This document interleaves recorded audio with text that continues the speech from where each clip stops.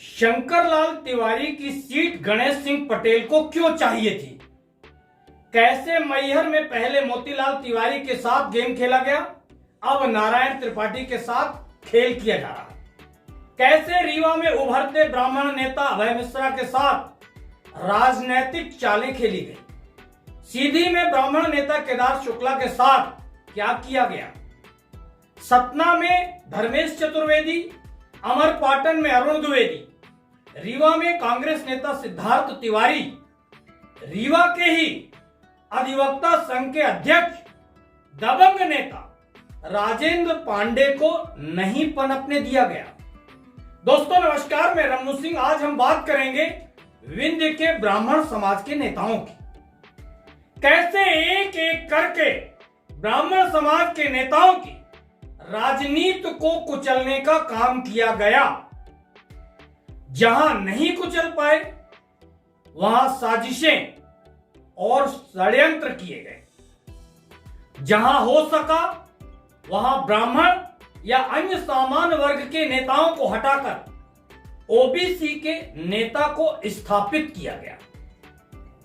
कई जगह ब्राह्मण के खिलाफ ब्राह्मण का इस्तेमाल किया गया, जबकि ओबीसी के खिलाफ ओबीसी मैदान में उतरने को कतई तैयार नहीं है। हम एक एक बात का करेंगे खुलासा, बस आप यह वीडियो पूरा देखिएगा। सभी को मालूम है सतना के विधायक रहे शंकरलाल तिवारी और सतना सांसद गणेश सिंह पटेल में बिल्कुल भी नहीं पटती। दोनों में हमेशा दूरियां बनी रही। दूरियां भी कैसी? विधायक रहते हुए शंकरलाल तिवारी ने जिला योजना समिति की बैठकों तक का अघोषित बहिष्कार कर दिया था, जाना बंद कर दिया था। जिला योजना समिति की बैठक में ही कैसे गणेश सिंह पटेल के भाई लाला ने शंकरलाल तिवारी का अपमान किया था। कैसे सार्वजनिक रूप से उस बैठक में बहस की थी लाला ने।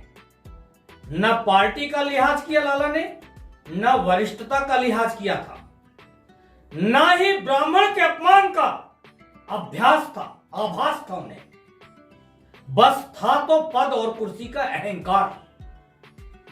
अगर गणेश सिंह पटेल को विधानसभा का चुनाव लड़ना ही था तो किसी ब्राह्मण की सीट छीनने के बजाय अमरपाटन से लड़ जाते।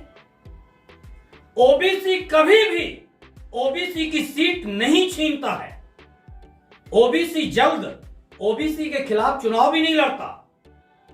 गणेश सिंह पटेल की सतना सीट घोषित होते ही बसपा नेता गेंदलाल पटेल पीछे हट गए। अब वह नहीं लड़ेंगे। बसपा से टिकट मांगना भी छोड़ दिया गेंदलाल पटेल ने। चर्चाएं तो डब्बू को लेकर भी सामने यही आ रही हैं कि वह भी सतना की जगह नागौद से लड़ने में रुचि दिखाने लगे थे। गणेश सिंह की सीट घोषित होने के बाद अब ब्राह्मण की बारी है। जरा ब्राह्मण समाज समझे। ब्राह्मण जरा ज्यादा समझदार होते हैं, इसलिए वह इन उदाहरणों से समझें। मैहर में मोतीलाल तिवारी विधायक थे। अगले चुनाव में उनका टिकट कट गया। किसने कटवाया? क्यों कटवाया? क्या कभी किसी ब्राह्मण समाज ने इस विषय पर सोचा, विचार किया?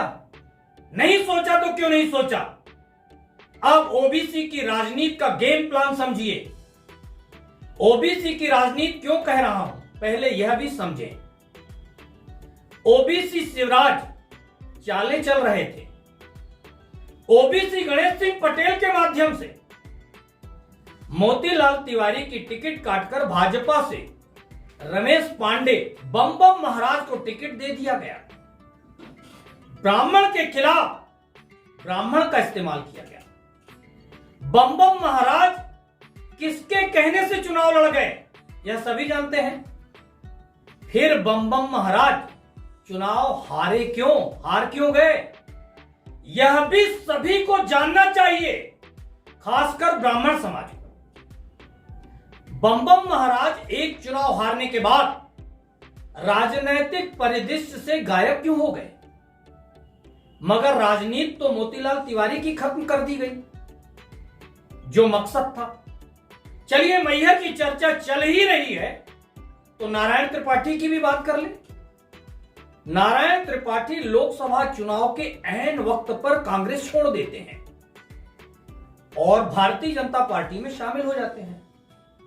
नारायण त्रिपाठी क्यों पार्टियां बदलते हैं यह सभी जानते हैं, मगर अभी चर्चा हम इस बात की करते हैं कि नारायण त्रिपाठी के पार्टी बदलने से ओबीसी गणेश सिंह लोकसभा का चुनाव जीत जाते हैं और अजय सिंह राहुल चुनाव हार जाते हैं।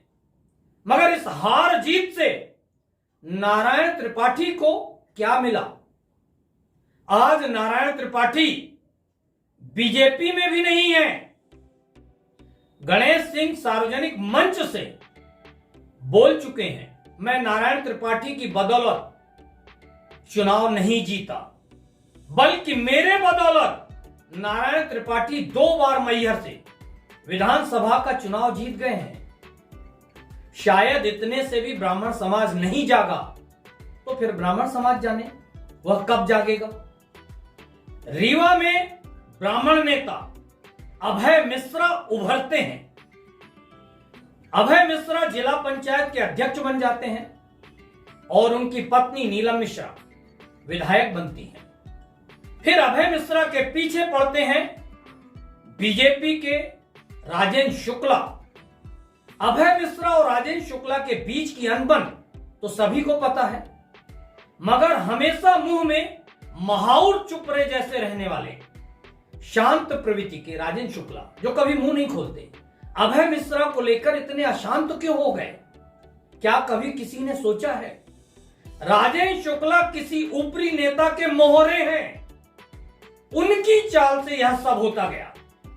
यहां पर भी ब्राह्मण के खिलाफ ब्राह्मण का इस्तेमाल किया गया। सीधी के दिग्गज बीजेपी नेता केदार शुक्ला का टिकट काट दिया गया और सांसद रीति पाठक को सीधी से टिकट दे दिया गया है।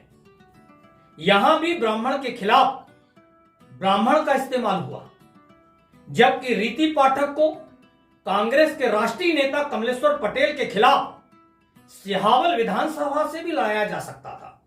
नहीं, कमलेश्वर पटेल का जीतना जरूरी है, भले वह कांग्रेस में है। अभी भी समझ में ना आया हो तो कुछ और तर्क दे रहा हूं।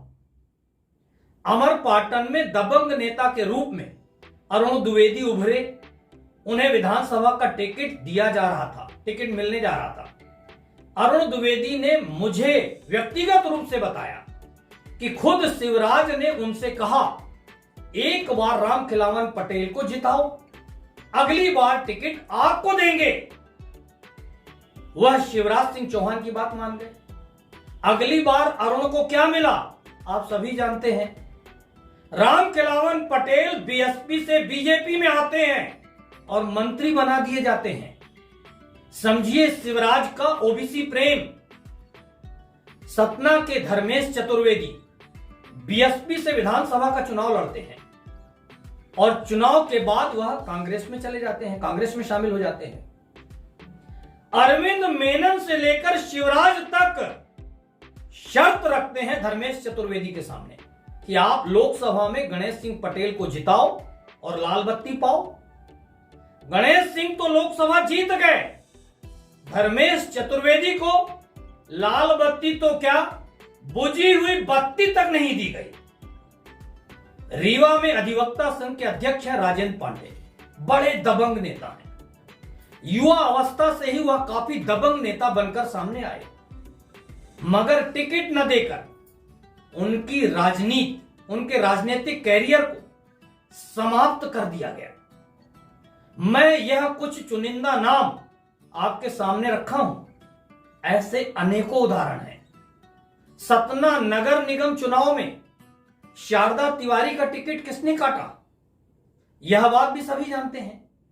शारदा तिवारी का टिकट काटकर उनके वार्ड से पवन पांडे को टिकट दिया गया।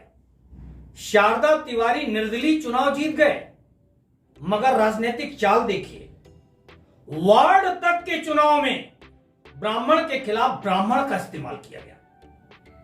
आज सतना के साथ बहुत बड़ी साजिश की जा रही है। यह साजिश भाजपा भी कर रही है और कांग्रेस भी कर रही है। इस कारण ऐसा लगता है कि दोनों दलों द्वारा एक ही साजिश होने के कारण क्या शिवराज और कांग्रेस के कमलनाथ दोनों एक हैं? क्या दोनों की सोच एक है? क्या दोनों की रणनीति एक है? सिर्फ सतना को लेकर। साजिश बताने के पहले यह बताना जरूरी है कि इससे सतना के विकास पर बहुत गहरा असर पड़ा है, बहुत गंभीर असर पड़ा है। सतना का व्यापार बुरी तरह से चरमरा गया है। सतना के लोग पलायन करने पर मजबूर हो गए हैं। अब जरा साजिश सुनिए। पहले भाजपा के शिवराज ने सतना जिले की राजनीति को गणेश सिंह के इर्द गिर्द समेट दिया। यहां की भाजपा गणेश लिमिटेड कंपनी बना दी गई, गणेश लिमिटेड कंपनी बन गई। बाद में कांग्रेस के कमलनाथ ने भी सतना के साथ कुछ ऐसा ही किया है। कोई कांग्रेस नहीं, पूरी कांग्रेस को डब्बू प्राइवेट लिमिटेड कंपनी बना दिया गया। अभी और भी है बहुत सारे राज, परत दर परत खोलेंगे सभी को। इस खबर पर आप क्या सोचते हैं? कमेंट्स बॉक्स में लिखकर बताएं। खबर से अगर आप सहमत हो तो इसे जमकर लोगों को शेयर करिए और चैनल को सब्सक्राइब करना बिल्कुल मत भूलिए, ताकि सबसे पहले आप तक मेरी खबरें पहुंच पाए। धन्यवाद दोस्तों।